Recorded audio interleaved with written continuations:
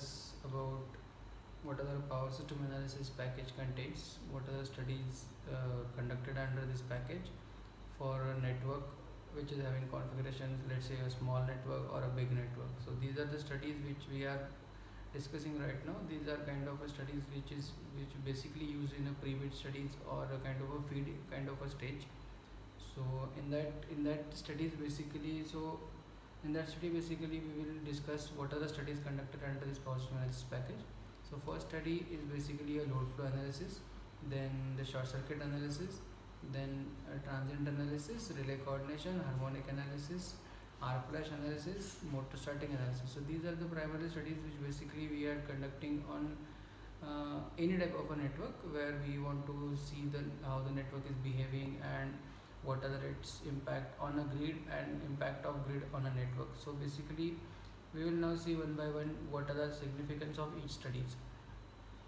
First we will start with the load flow analysis. So basically load flow analysis, the first question came into my mind, why load flow analysis is conducted on any project, basically whether it is a 2 generator project or a 200 generator project. When I was executing my first project, so that time this question was came into my mind. So basically load flow analysis is conducted apart, so I got an answer while throughout this experience. The basic answer is that so load flow is the study basically which decides how much equipment rating. It will help to determine the equipment rating. So what the equipment in an power system network, starting from transmission line, then the cable, circuit breaker, and the generator, transformer. So to decide equipment rating, basically load flow is conducted. Apart from that, we are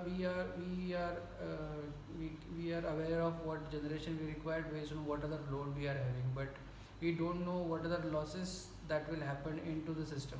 So that also can be determined from the load flow. So load flow is basically to determine equipment rating and to calculate or to examine the how much losses happening across the system and to decide a rating of a system. So basically these are the three main criteria or three important aspects to perform the load flow analysis.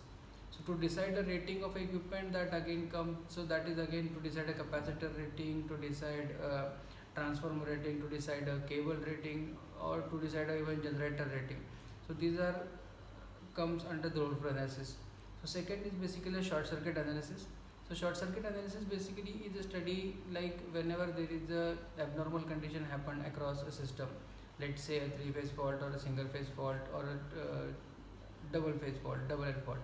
So this kind of fault if happens into the system, so in that case how my switchboard, switch gear, so the equipment which are specifically designed to isolate the system, so that switchboard, switch gear, relays, how they are operating, how they behave in that condition, so that will determine the short circuit analysis. So there are different standard for the short circuit analysis as per the IEC, ANSI, then transient kind of a short circuit, then the duty cycle based on start circuit. So these are different analysis. We'll see each study once we go through the detailed analysis of that particular study. So third one is basically a relay coordination study. So relay coordination basically is it's kind of this is a study where we are instead of an engineer we have become an artist. So basically we need to coordinate the different power system equipment that the relay equipment, relay protection equipment to each other. So whenever fault happens to the feeder, so nearest equipment it has to trip, not the equipment which is very far away from the system. That will again make unreliable our system. So basically relay coordination is a kind of a art, it's not a science. Then we go for the transient analysis. So transient analysis basically kind of we can say it is a subset of the protection aspect. So it will determine the critical clearing time for the relays, it will determine how my network is behaving, it will determine even if the fault clear, how much time my network need to come to the stable state or the steady state analysis, steady state kind of a thing, that is determined by the transient analysis. So third one, the next one is basically the arc flash analysis. So arc flash is a kind of, again it depend upon the relay coordination and short circuit. So ultimately again it is a kind of a art, it is not a science. There is no kind of a fixed rule or there is no kind of a fixed set of a procedure we need to follow for the arc flash. So it is dependent study on short circuit and relay coordination. So any changes if you want to make in arc flash analysis, let's say if you want to change the person protective equipment or category of that arc flash, then you need to go back to the relay coordination, then again need to perform the relay coordination and the short circuit analysis one more time, and then again we need to come to the arc flash analysis, and we are seeing whether our purposes survive or not. Next one is basically the harmonic analysis. So nowadays if you see, or even the power system nowadays get contaminated, it gets polluted because of the power electronics equipment that is having. And that power electronics equipment is basically creating the harmonics into the system. So harmonics is basically, we will see just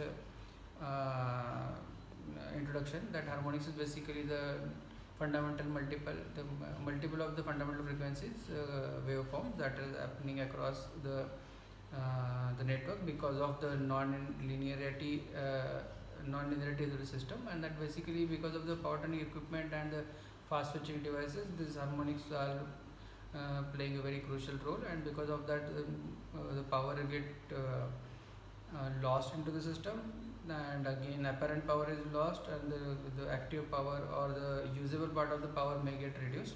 So again it will impact on the power factor, and again this is create resonance effect of the system, which will lead to the some kind of abnormalities, and again the transient analysis will impacted. And the last study, or we cannot say last study, but it is a kind of a motor starting analysis. Basically this kind of a studies we will run where the large number of motors are there.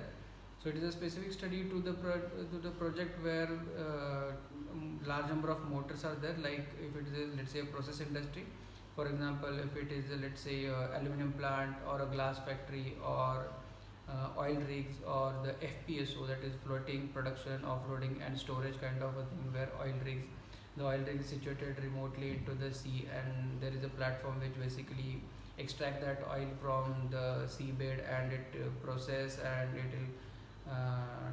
it will transfer that oil from the sea, from that inside sea to the seashore.